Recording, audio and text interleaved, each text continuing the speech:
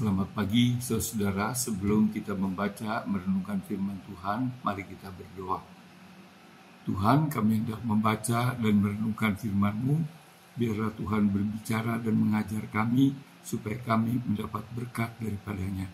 Dalam Tuhan Yesus, amin. Saudara, pembacaan firman Tuhan untuk hari ini diambil dari Kisah Rasul pasal yang ke-19, ayat 21 sampai dengan ayat 27. Tetapi saya hanya akan membacakan ayat 23 sampai 27 Kisah Rasul pasal 19 yang mengatakan demikian. Kira-kira pada waktu itu timbul huru-hara besar mengenai jalan Tuhan. Penyebabnya adalah seorang laki-laki bernama Demetrius, seorang tukang perak yang membuat kuil-kuilan dewa atau Dewi Artemis dari perak. Usahanya itu mendatangkan penghasilan yang tidak sedikit bagi tukang-tukangnya. Ia mengumpulkan mereka bersama-sama dengan pekerja-pekerja lain dalam usaha yang serius dan berkata, "Saudara-saudara, kamu tahu bahwa kemakmuran kita adalah hasil usaha ini. Sekarang kamu sendiri melihat dan mendengar bagaimana Paulus ini bukan saja di Efesus, tetapi juga hampir di seluruh Asia telah membujuk dan menyesatkan banyak orang dengan mengatakan bahwa apa yang dibuat oleh tangan manusia bukanlah ilah. Dengan demikian, bukan saja usaha kita terancam akan dihina orang, tetapi juga kuil Artemis Dewi besar itu akan kehilangan artinya.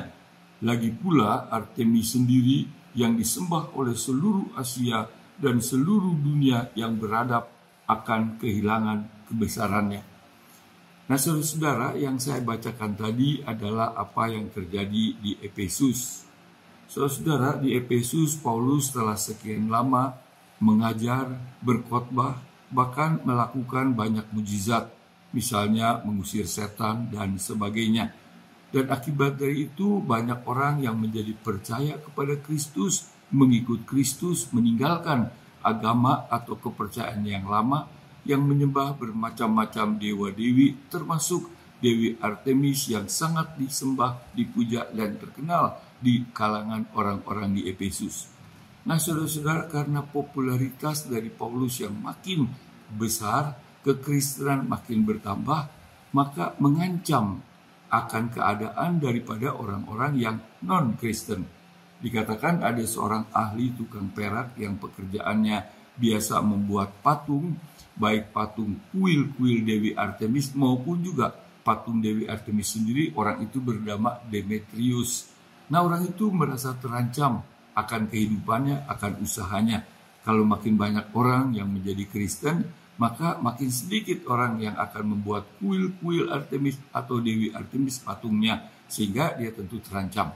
Karena itu dia mengumpulkan beberapa orang atau banyak orang, baik dari tukang-tukangnya maupun ahli-ahli pembuat patung yang sejenis dengan dia untuk melakukan sesuatu.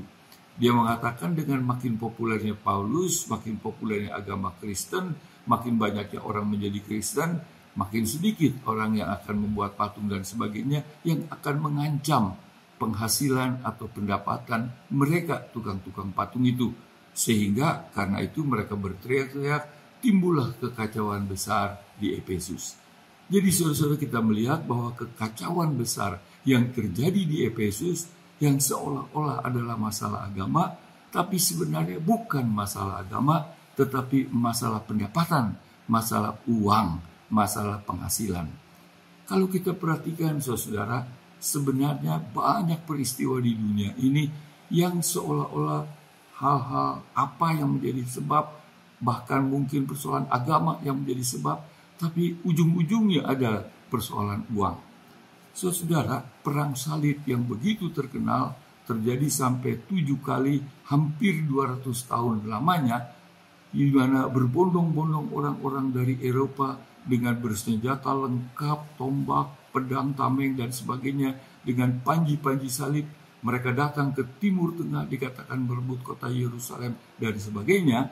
Tetapi sebenarnya itu juga tidak lepas dari masalah ekonomi, masalah jalur perdagangan yang menghubungkan antara Barat dengan Timur, Eropa dengan Asia. Demikian juga saudara-saudara, banyak terjadi konflik, keributan, bahkan perpecahan di dalam gereja. Misalnya di Indonesia ini juga terjadi perpecahan antara kelompok satu dengan kelompok dua, yang kalau diperhatikan sebabnya adalah juga masalah uang, masalah aset milik gereja. Bahkan saudara, tidak sedikit keluarga-keluarga yang mengalami konflik di dalam keluarga, keributan di dalam keluarga. Kita menyaksikan di televisi beberapa waktu yang lalu ada seorang anak yang menganiaya ibunya, bahkan ada seorang cucu yang membunuh neneknya, adalah juga karena persoalan uang. Oleh sebab itu kita harus hati-hati saudara-saudara. Memang kita sebagai manusia memerlukan uang untuk kehidupan kita sebagai alat tukar. Saudara, memang kita harus mencari uang karena kita butuh uang untuk penghidupan kita. Tapi hati-hati saudara, jangan sampai kita cinta akan uang. Karena firman Tuhan dalam 1 Timotius 6 ayat 10 mengatakan, cinta akan uang adalah akar dari segala kejahatan. Dan tidak sedikit orang yang menyimpang dari iman karena memburu uang. Maka itu sekali lagi saudara, kita butuh uang, kita harus bekerja mencari uang, tapi jangan sampai kita terjerumus ke dalam cinta akan uang yang bisa menimbulkan bermacam-macam kejahatan, bermacam-macam pelanggaran etik, pelanggaran moral, pelanggaran hukum negara, bahkan melanggar hukum Tuhan. Amin. Kita berdoa. Terima kasih kepadamu Tuhan untuk firman-Mu. Biarlah Tuhan menolong kami agar kami memahaminya dan dapat melaksanakan dalam kehidupan kami. Tuhan, berkatilah juga akan keluarga kami, pekerjaan kami, usaha kami. Terima kasih Tuhan, biarlah iman, kesetiaan, dan ketaatan kami kepada Tuhan boleh makin bertumbuh. Dalam Yesus Kristus Tuhan kami. Amin. Saudara, Tuhan memberkati. Amin.